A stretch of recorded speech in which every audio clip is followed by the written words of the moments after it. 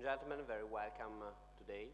On behalf of the Milan Chamber of Commerce, I would like to thank you to here today. I would like to thank and welcome those of you that are connected through the webinar system from all Europe, from France, Switzerland, UK, and Germany in particular. I would like to thank the speakers that today are here with me.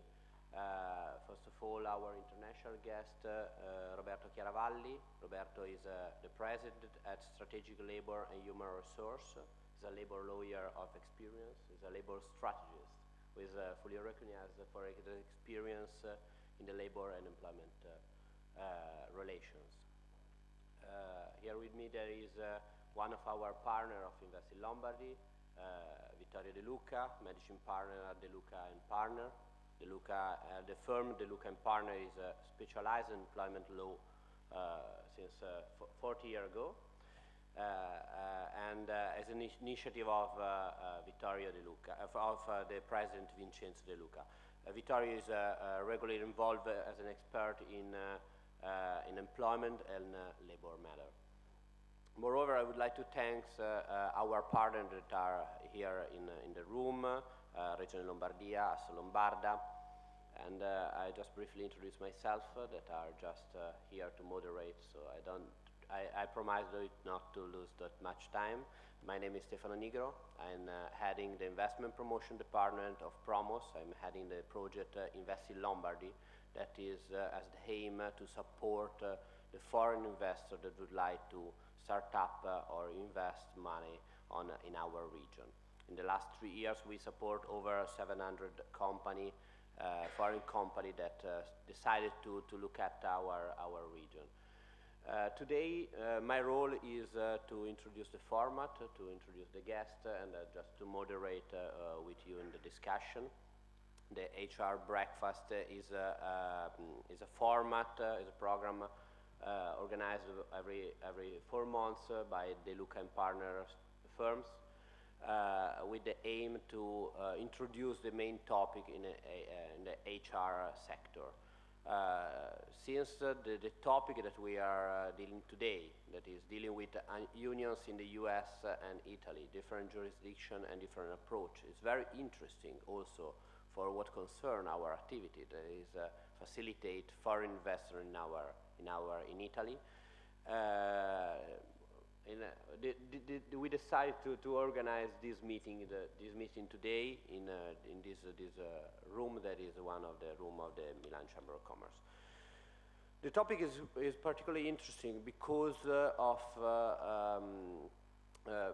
the relation, the business relation between Italy and US.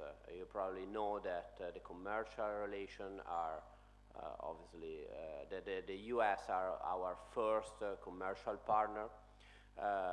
Probably you know that in the last years, even if the commercial trade was diminishing in some, with respect with some country, the exchange between Italy and US grow at almost 20%. So. If we were already the first commercial partner for the US, now we are even more. But the US system is important also for investors that are coming here. There are over 1,000 companies just in the Lombardy region, just in the region of Milan, that are US companies based here. They are obviously the first investor in our country, the first investor in our region, and the company, the U.S. company based here, account for over 13 billion US dollar of turnover. So it's important to understand why those companies are investing here. And the first reason is human capital. The first reason is because our human capital is still good enough, because the Italian employee are hard worker. That's the answer that they usually do. They usually answer us. So it's important to understand, first of all, what are the difference between those two systems? What are the differences that we have to explain to the US companies that are coming here, or to the Italian companies that are willing to invest in US? And secondly, what are the similarities that we can look at in order to facilitate also those business flow. But I would like to do, so the one important point is definitely for those two systems is the unions, the trade unions. So I would like to avoid to lose more time. I just leave the first word to Vittorio in order to introduce the topic, and then to Mr. Chiaravalli. Thank you. So thank you, Stefano. Do you hear me well? First of all, let me say a few words on this seminar. The HR Breakfast is is intended to be a flash seminar that we have on a regular basis, and during which we intend to involve and inform our clients and friends about topics that we believe may be interesting for them to be aware of. I wanted to thank Stefano Nigro and Invest in Lombardy, because in consideration of the topic that we are here to discuss today, Invest in Lombardy suggested that this meeting is held today at their premises in consideration of the international matters that we are about to discuss. I would like also to thank Robert Chiaravalli, who is a labor lawyer in the United States, for having accepted to be part of the panel speakers today in this seminar. The idea is to have, as I said, a flash seminar, so we will not go too much in details, but we want to make a description of the main topics of labor relations in our two countries, and leave space after our short presentations to your questions and to discussion. So I will start with a description of the Italian labor relations legal framework. And I don't know if the slides are ready. Okay.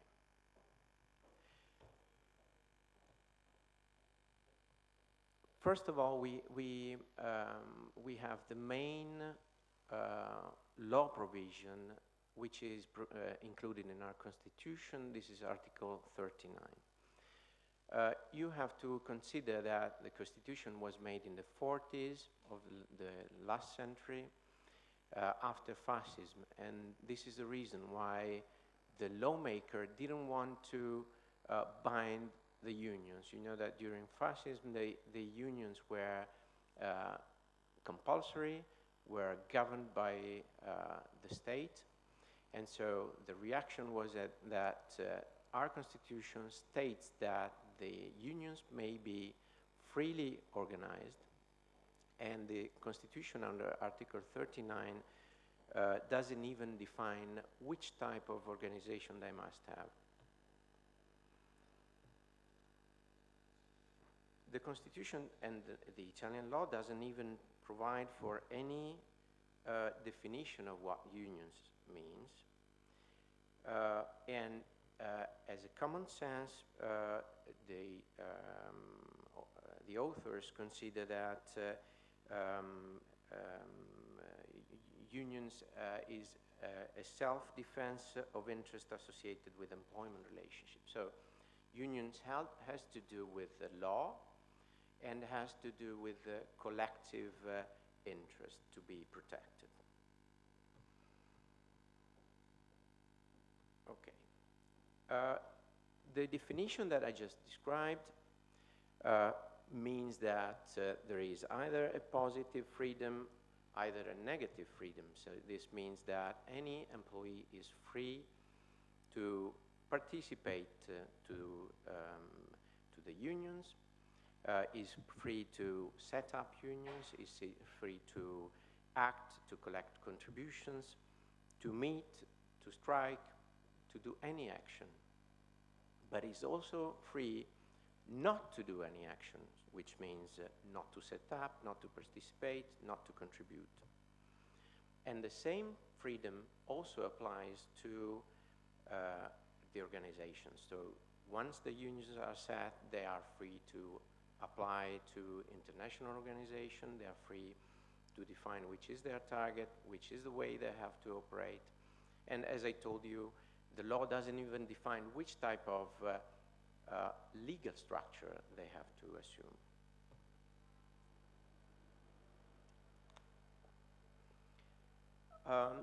This principle is also comes together with full freedom of expression of opinion. So the employees and the unions must be free to express their own opinion, and there may not be any type of control from the employer, and no investigation is allowed. There is also a law granting the unions and the employees from discrimination. So employees may not be discriminated, and this provision is expressly stated by the workers' statute. May not be discriminated either in the offer or the employment relationship. So no one can be discriminated with an offer of employment for being part or not being part of unions, and cannot be discriminated during the employment for his association or non-association to the unions, for the opinions he expresses, for strikes he participates to, or unions action he may perform.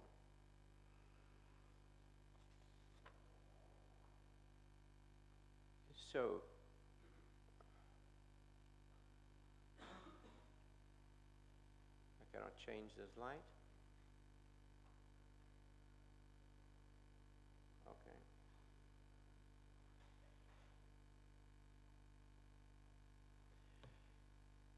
There is also a strong protection. So all the law provisions and principles that I just described up to now are under the umbrella of an anti-union behavior protection at court. So first of all, should the employer put in place an anti-union behavior, which means any of the actions, for instance, of those that I just described before, the unions are entitled to start an anti-union urgency procedure, which means that the judge, in 2 days, after having collected some information, most information, but with no deep investigation, and after having simply heard the parties, may convict the employer. And the conviction of the employer involves that he is obliged to refrain from going on performing the actions that have been considered as anti-union, and he's also obliged to restore the precedent situation, so to revoke any action that is considered by the judge as anti-union behavior.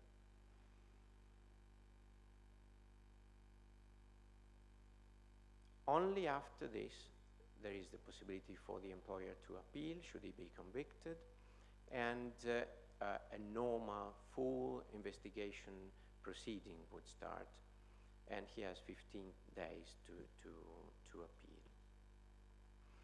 So now I wanted to give you a short description of what the unions organization normally are. So as I told you, in Italy, there is no provision of the law saying how the unions must structure themselves.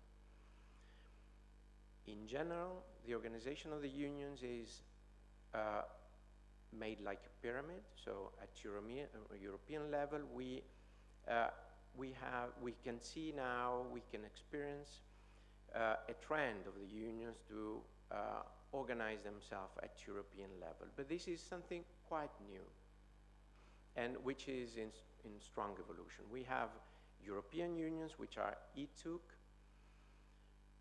and below European unions, we have national unions, regional unions, provincial unions, and the main entity of the unions is the Works Council. We will see today that this is one of the main differences that exist between the Italian structure of the organization of the unions and the US ones. The Works Council in particular are at all effects officers of the external unions. They're appointed by the external unions and by the employees. And we have experienced in the last 20 years a progress towards much more transparency and the definition of clear rules on how the unions must be, the Works Council must be appointed. As I told you, there is no provision provided by the law, so until 1993, it was simply stated by the Workers' Statute that there was the possibility for the Works Council to be appointed, but with no clear definition on a democratic way of appointing them. In general, the unions in Italy are organized we say, in a matrix way. So we have vertical organization and horizontal organization. The vertical organization has to do with the industry. So they typically are organized based on the industry they take care of, which is chemical companies, banks, insurance, metal mechanical companies. And then we have horizontal organization. Horizontal organization means that they are divided by territory. So there are normally officers of the unions which are competent regardless the specific industry the unions belong to the territory of the province, of the region, or of the nation. The main trade unions, as most of you know, is aware of, are CGL, CISL, UIL. They were formerly set up based on, let's say, ideology, though this is getting less and less. But they remain the most relevant unions in Italy, and probably based on the so-called Accordo Interconfederale, which has been signed in 2014, and which is a milestone in the definition of a set of rules of clear appointment and clear responsibility of the unions, clear application of the unions agreement to the companies, are supposed, in my view, to become even more relevant.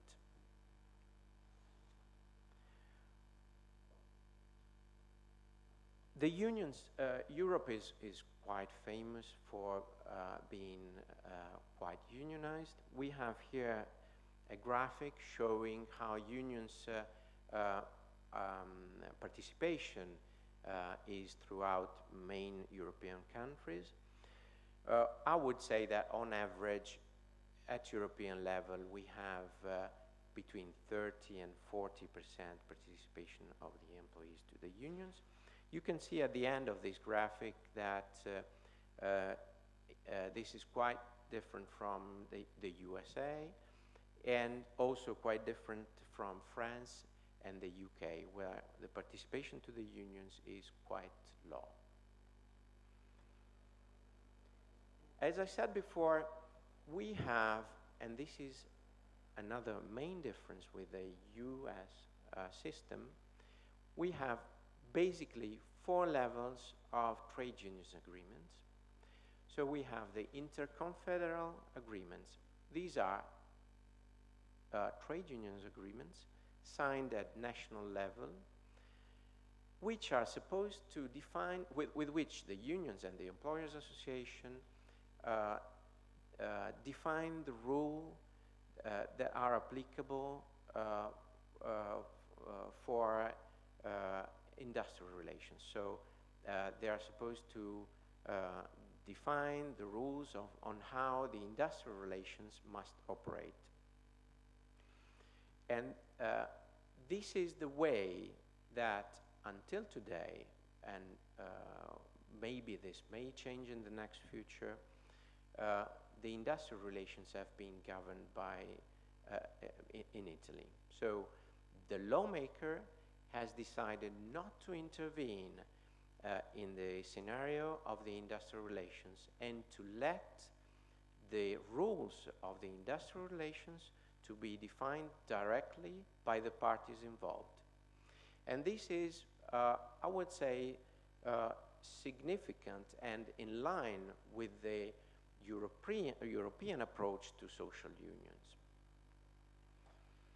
We have then the National Collective Bargaining Agreement, which is another main difference from the United States. When we first started comparing our different systems with Mr. Chiaravalli, it was immediately clear that national collective agreements is probably one of the main differences between our system and the US ones. And the reason is that in the US, as Mr. Chiaravalli will tell us better after, it would be even illegal to have national collective agreement, because it would be an antitrust agreement between companies belonging to the same business. We also have to say that from our standpoint, the national collective agreement has an advantage, and because it allows companies to have clear set of rules already defined, and this allows employment contracts to be generally very simple. So an employment contract in Italy can be of 1 page. You don't need to include many information, because it's enough to make reference to the national collective agreement, which defines most of the rules. Of course, this is an advantage, or maybe an advantage, and is and maybe a disadvantage. This is the reason why we are experiencing now a significant trend, not only in Italy, but throughout Europe, towards decentralization of the trade unions agreement. And I'll give you more details after. We have then territorial agreement and company agreements. So far, companies agreement have been used mostly or almost in all cases to define the rules to govern specific items within the area defined by the national collective agreement in the companies. We expect that after the Fiat case in 2010, there will be a substantial increase of the application of national collective agreements, of company agreement, and a substantial increase of the areas which will be governed by the company's agreements. As a general rule, the national collective agreements define the rules of the industrial relations of the specific industry, defines how a company's agreement have to be negotiated, defines how they, which is the area where they apply. And they, according to the recent Accordo Interconfederale, so-called Testo Unico della Rappresentanza, so the consolidated text of the representation, the national collective agreement will last for 3 years. So this is another recent change that has been implemented. As I told you, the national collective agreement is not a characteristic only of the Italian industrial relations system, but is, I would say today, the general situation we experience in Europe. As you can see, we have countries where almost all employees are covered. In Italy, we are about 80%. Actually, we couldn't find Germany, but we have a participant in our audience that maybe can help us. And so this is the scenario today. But as I told you, this scenario is supposed to dramatically change. And as we're going towards a decentralized bargaining system, due to either the pressure that the European legislator is pushing on countries, either to the need deriving from the more and more competitive markets that companies are operating in. So, as I said, national collective agreements have advantages because it makes it simple for the employer to regulate the employment relationship, but as a substantial disadvantage because it applies the same rule to the entire industry. So, metal mechanical companies, as you can imagine, includes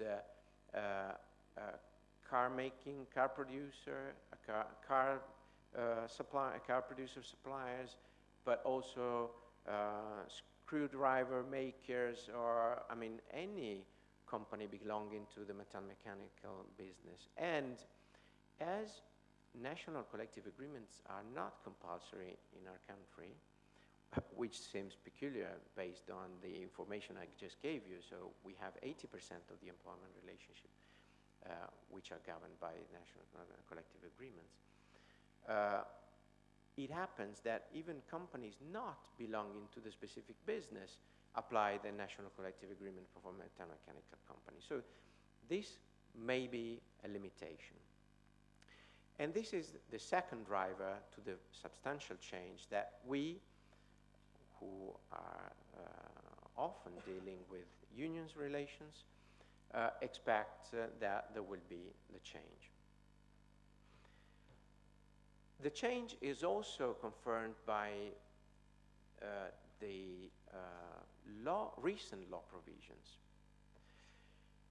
In particular, we had two law provisions immediately after the Fiat case, which was in 2010. As most of you are aware, in 2010, Fiat and Marchionne declared and make it evident what were the limitations of the system, and gave an acceleration to the trend that I described, going towards decentralization. When I say that the trend is in place, I'm not referring to something which has just started, but I believe that the first clear step towards decentralization in our country is the Interconfederal Agreement of 1993, according to which the rules For variable wage compensation had to be defined, and variable compensation has to be defined at company level, and so it was the first clear step towards decentralized agreements. I have to speed up my description to leave the process space to Mr. Chiaravalli, but I will mention these provisions, these recent provisions that have been approved and introduced in our system in recent years. So the last one has been approved in the wide reform of so-called Jobs Act in 2015, and this is in general legislative decree number 81 of 2015 that makes two things. First one is that the law defines rules of certain specific cases, like in part-time, in working time, where the law provision only applies in the case there is no trade union agreement governing the case. So this is another thing which is not new, but it's a step ahead if compared to the previous law provisions. Second is that the national collective agreements are clearly defined as having the same hierarchical power of the company agreement. This is, I would say, revolutionary in our country. It's a revolution because historically the national collective agreement was considered in general as an agreement that could not be derogated if not in favor of the employees. And now the lawmaker states that this is not true anymore. It is clearly stated that the hierarchical power of the company's agreement is the same of national collective agreement. And the second rule, which belongs to 2011, is the famous, in Italian system, Article 8 of Decree 138, according to which the company's agreement may clearly derogate national collective agreement in certain cases which are defined by law, but as you can see in the slide I'm projecting now, they cover most of the situation where it may be appropriate for a company to consider to derogate from the national collective agreement. I would stop here to let Robert Chiaravalli continue and to give space to our conclusions together and discussion with all of you who are here. Thank you for your attention.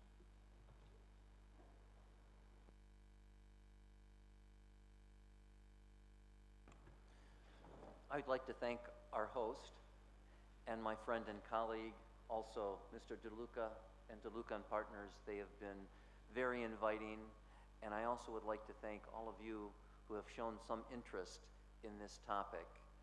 What I've learned from Mr. De Luca in our discussions over the years is that we have many things in common with the Italian and European industrial relations, and we have a few things that make for important differences.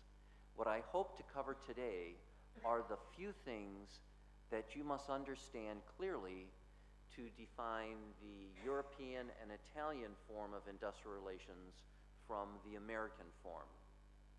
You have a complicated system, we have a complicated system, and we only have a short period of time right now. So with that, let me proceed. And also, I hope to invite you to engage in a discussion for your specific questions or curiosity at the end of this or beyond today's presentation. So, to understand American labor relations, matter of fact, to understand the legal theory behind labor and employment relations and law in the United States, the National Labor Relations Act is the central law that you must understand. It is the law that governs the employer's relationship with its employees and its unions. It also creates legal theories that are used throughout many of our employment laws in the United States. So we will focus on this one central law to help you understand what the commonalities are and what the differences are between our two systems. I must also say that in our study of European industrial relations and Italian industrial relations, we have seen many very positive things that we would like to assume in the United States, and we hope that you can see something in our system that can be useful here.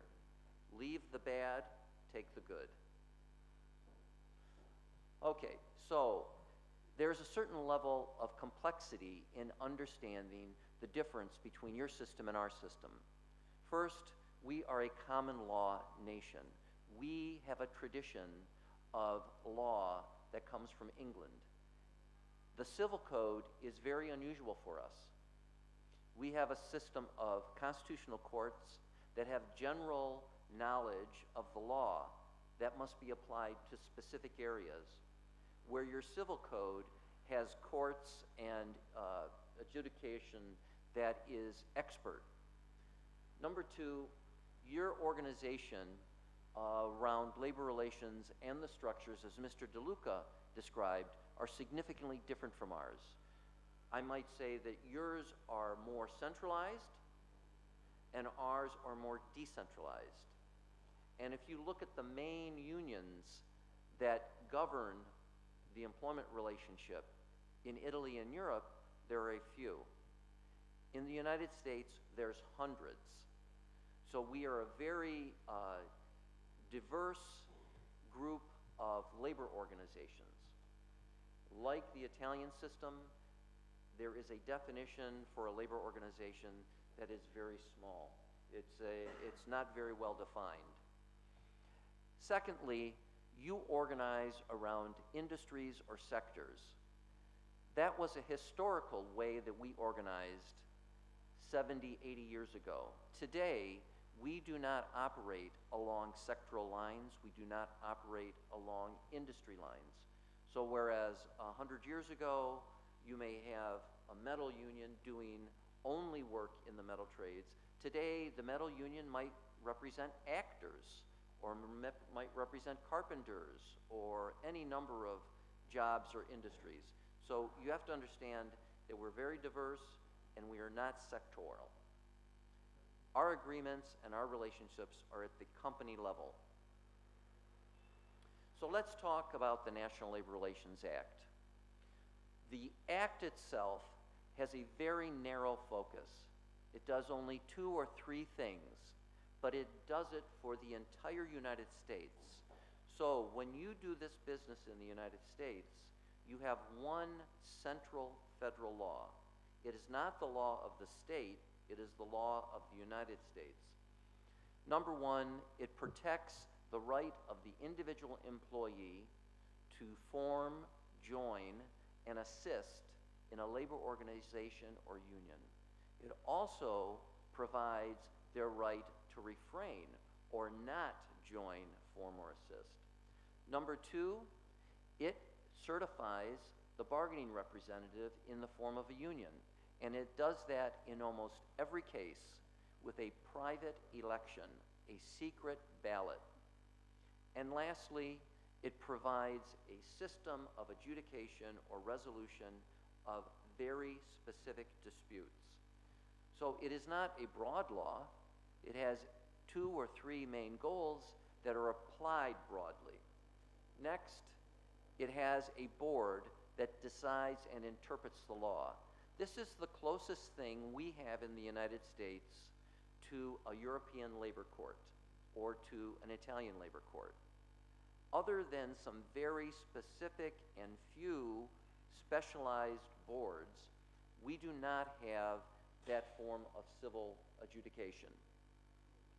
And lastly, our system of constitutional or federal courts receives appeals of disputes from the National Labor Relations Board.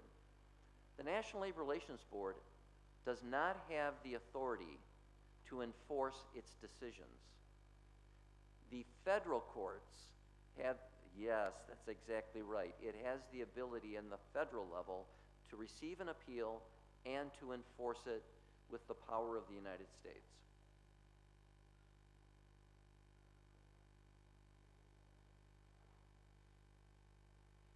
Okay, so what are some of the legal differences that are part structural and are part legal?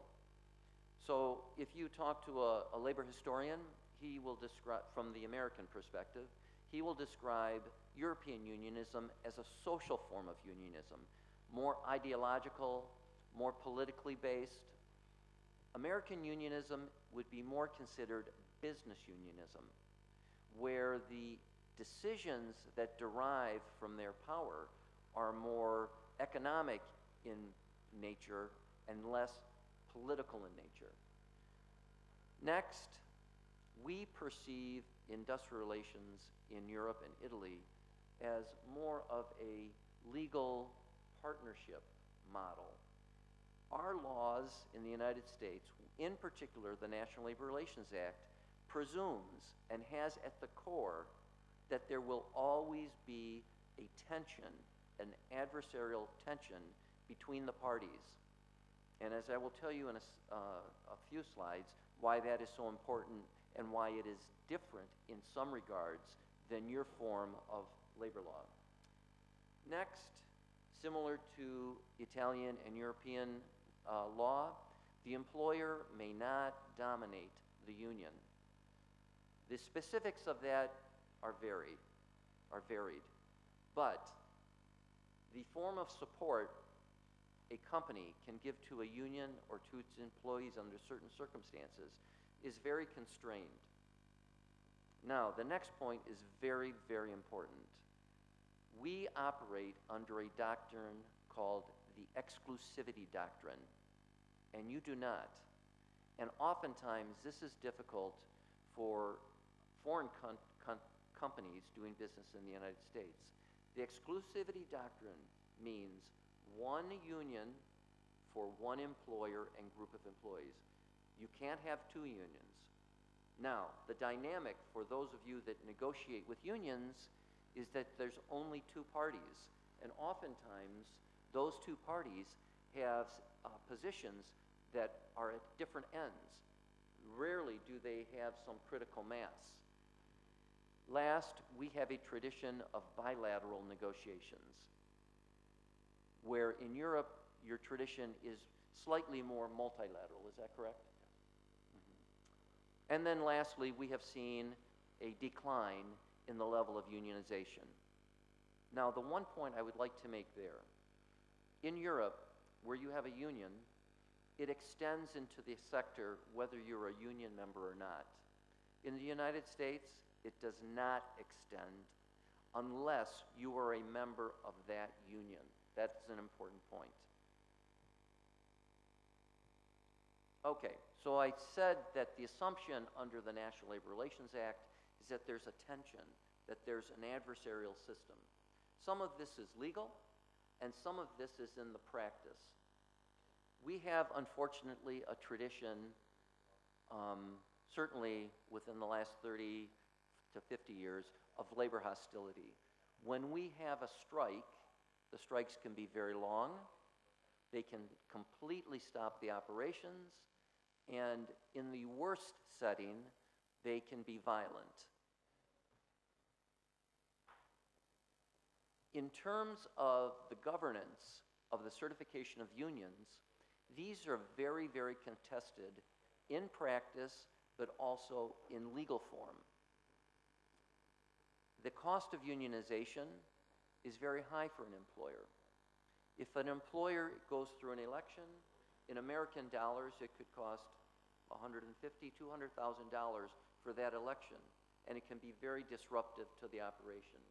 And lastly, and this is an important point to understand about the labor law in the United States, we have a term of art, protected concerted activity.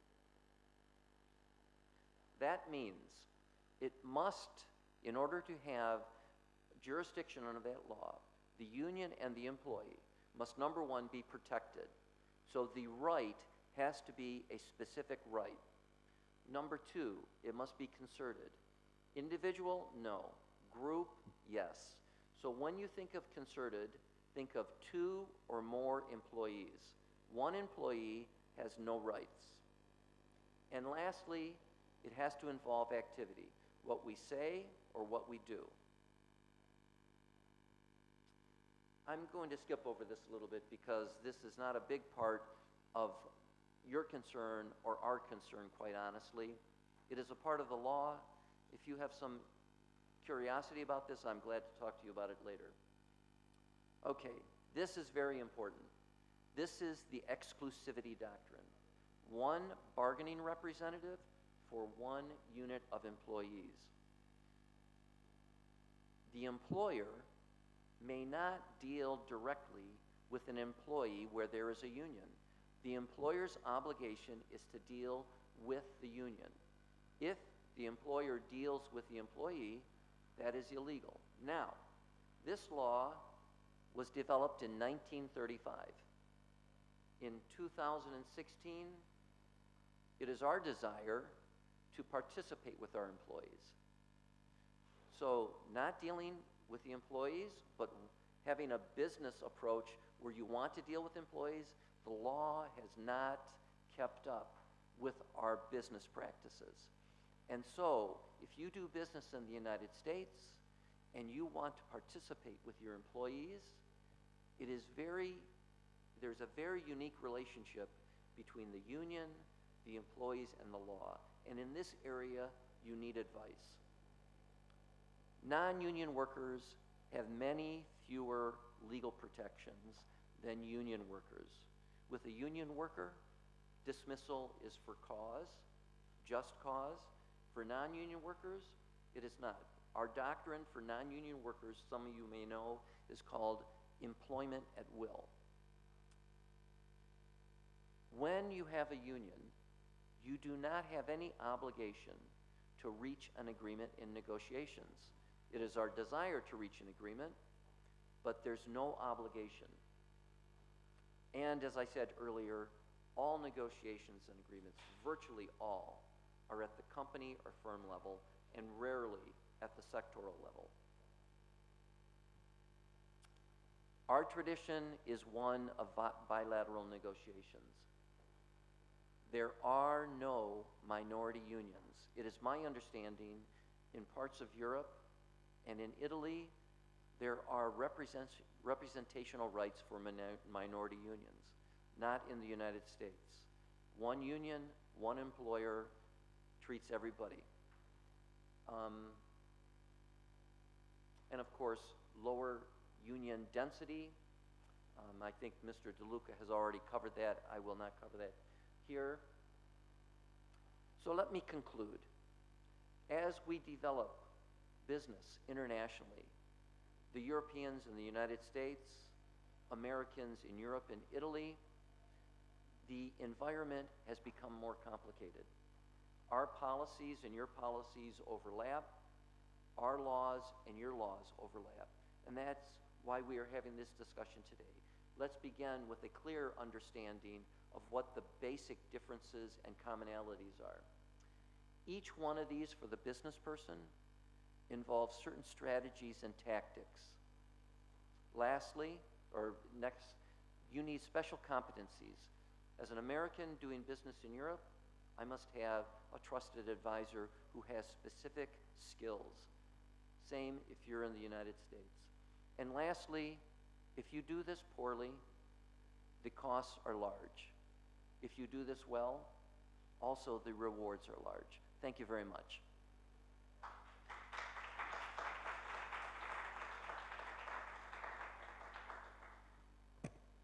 Thank you very much. Thank you for all our guests to make this presentation. So at the moment we have 15 minutes, around 15 minutes for question and answer. So please don't be shy. And there are some microphone over there. And we have also question from the webinar. If there is any question, I ask to write down, and we'll ask to our guest. Thanks.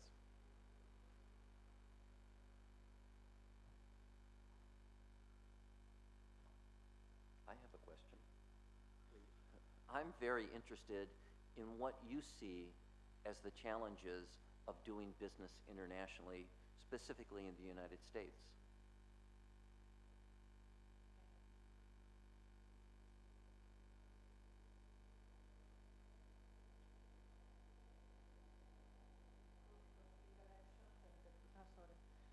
Especially the cost of legal actions and the punitive damages, they can be very high, and also insurances, of course, because they can make you close the business if you are not well prepared.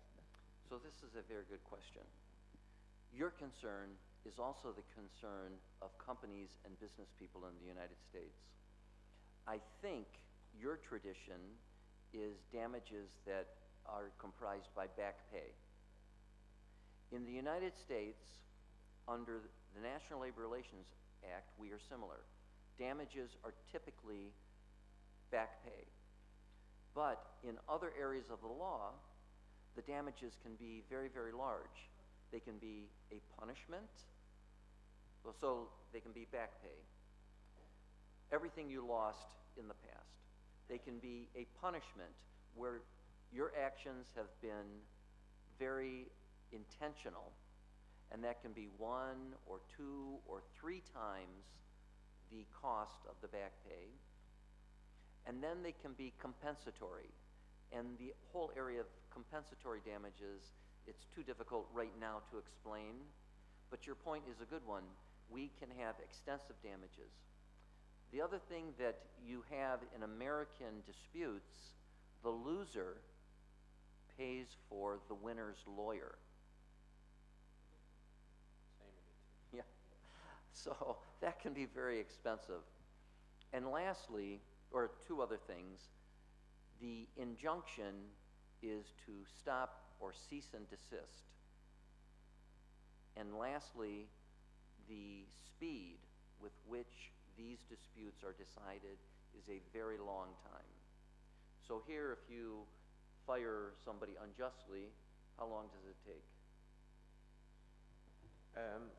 Well, we just had very wide reforms, as said, and there is a specific procedure which has been introduced 5 years ago, according to which in 2 months, in the case of dismissal, the employee has a decision of the judge, first decision. In the case of the United States, under this law, it could be 6 months, a year, 2 years, 3 years. So the justice for the individual can really be delayed for a very long time. That's a big difference.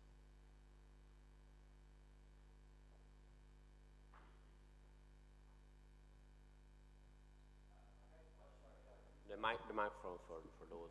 I got a question for Mr. De Luca.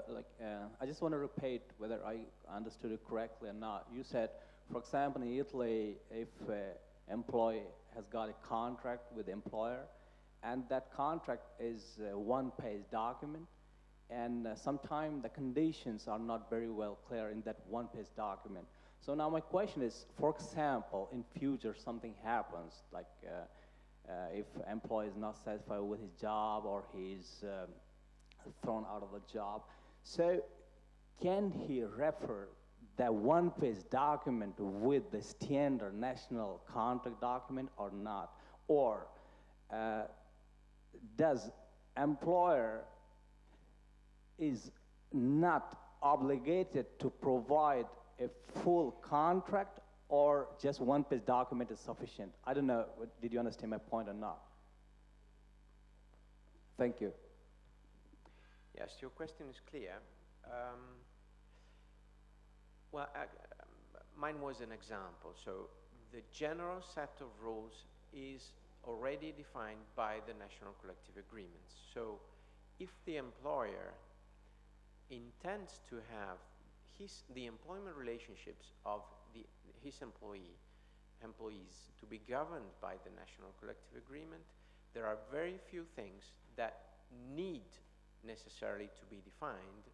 And for instance, the salary, if the salary is above the minimum, he has to specify that there will be a trial period at the beginning of the employment relationship.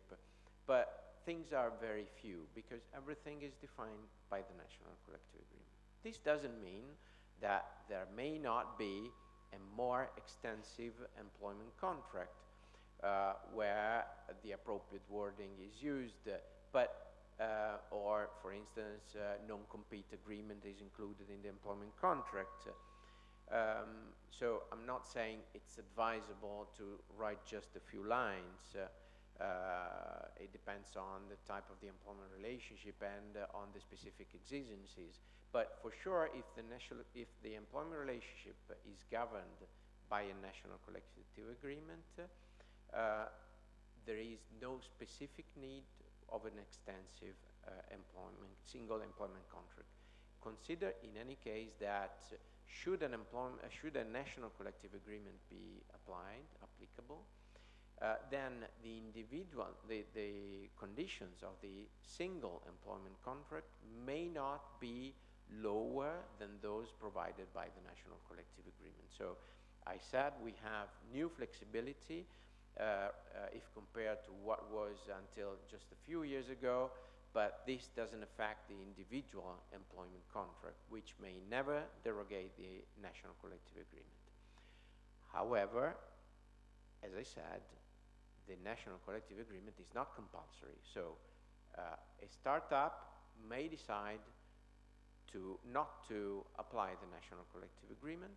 Normally, this makes the lawyers happy because they have to govern with a specific policy all the employment relationship, and of course gives more flexibility to the employer, who can define specifically the rules he wants to apply.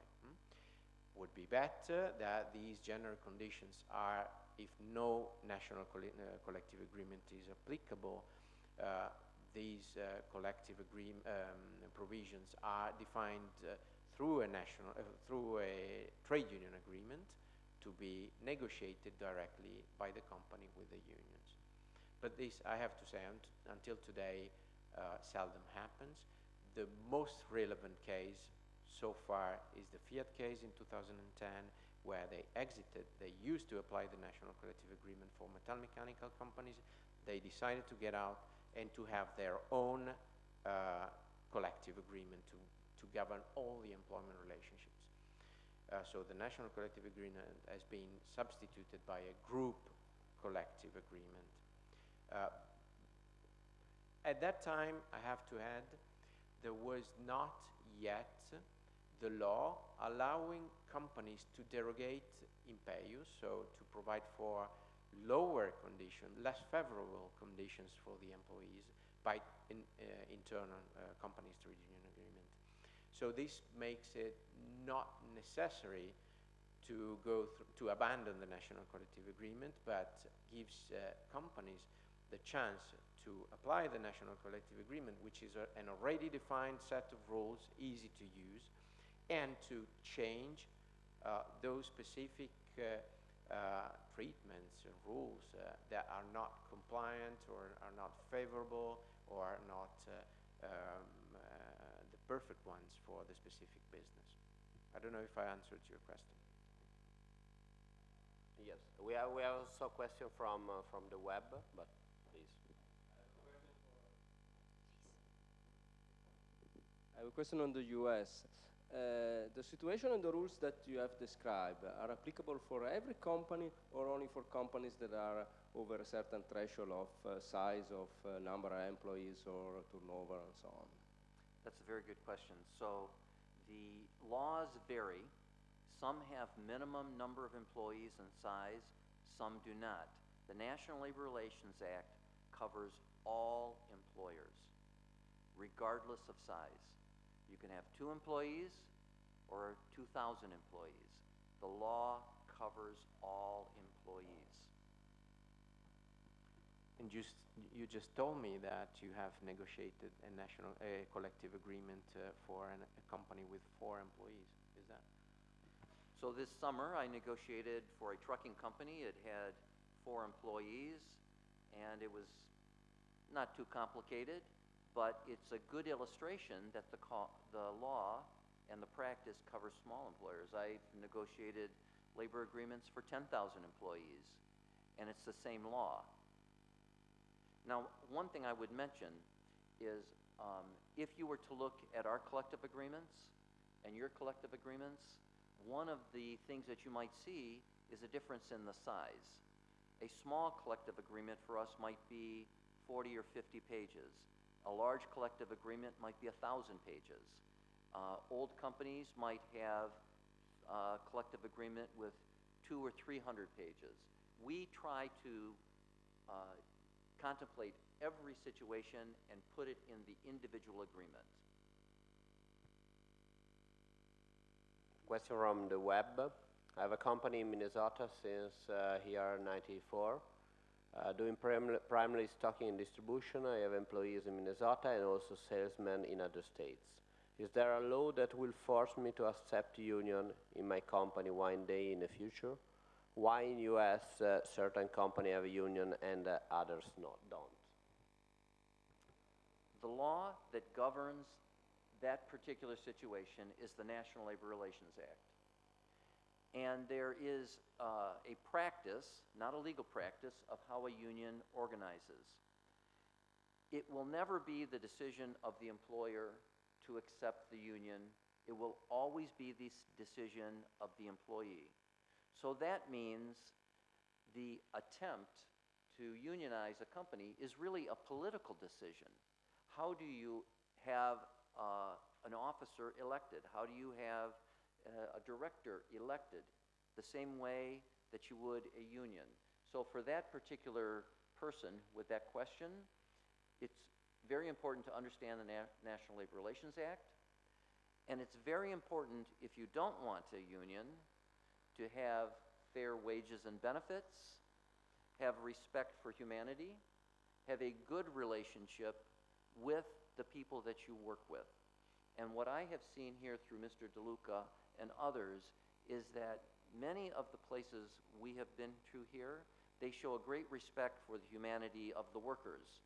And that is something oftentimes we can learn better in the United States. Did that answer the question?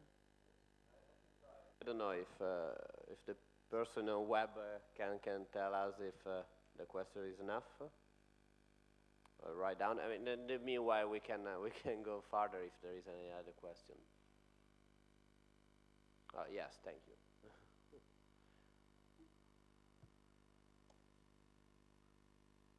Last question.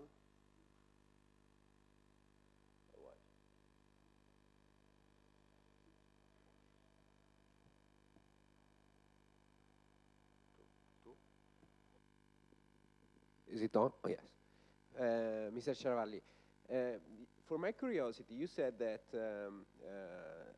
a breach of unions relations can lead to consequences, typically backup payments, and a cease and desist order from the court, if I get it right. And for my curiosity, what is the consequence for the employer if he doesn't comply with the cease and desist order? So this is where we say the law has teeth or the law doesn't have teeth. With the National Labor Relations Act, the penalties for the employer for most things is not that drastic. Cease and desist means if you are doing something illegal, stop. If you have done something that cost an employee money, stop. In most situations, that is the consequence. Now, where the behavior of the employer is egregious, is gross, is very intentional, then the cease and desist can mean a resumption of prior terms and conditions. It can mean an automatic certification of the union. And this is an important point. The employer always wants, the American employer always wants, if there's going to be a union, that it be through a political process with an election. If the behavior of the American employer is drastic and intentional, the National Labor Relations Board can certify the union without an election. And that is a very bad thing, because the cost of unionization today and in the future for an American employer can be quite substantial in money and in flexibility. Did that answer your question?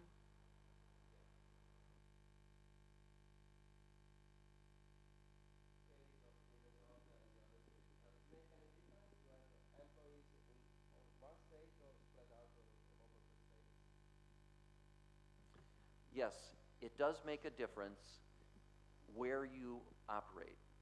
So let's talk about Minnesota. Has anybody been to Minnesota? It is very cold. That's a problem. So if you're going to have a strike, have it in the winter. But in all seriousness, there are parts of the United States that do not like unions. The employees do not like unions. And there are parts of the United States that have a long history and culture of unionization.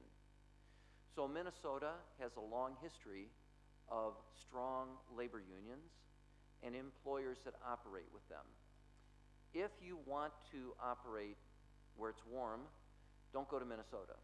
But also in states like Texas, Wyoming, South Carolina, they have very, very low unionization. 1, 2, maybe 3%.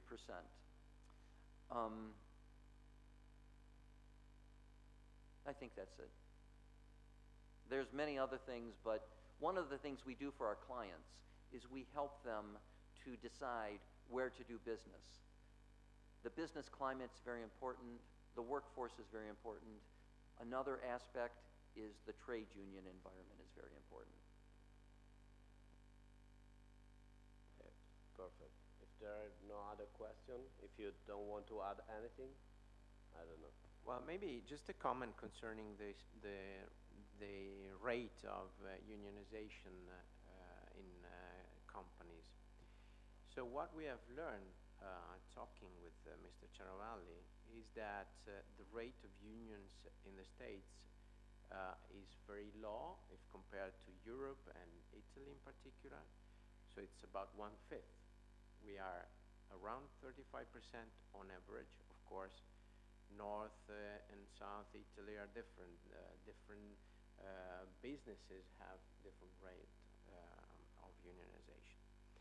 However, despite the very low rate of unionization in the States, when the unions get into a company, they have powers that are very significant. So I think it should, companies that intend to operate in the States don't have to be illuded that having a low rate of unionization, there will be little problem. This remains a crucial problem to be dealt with and to be dealt with in advance in order to prevent worse consequences.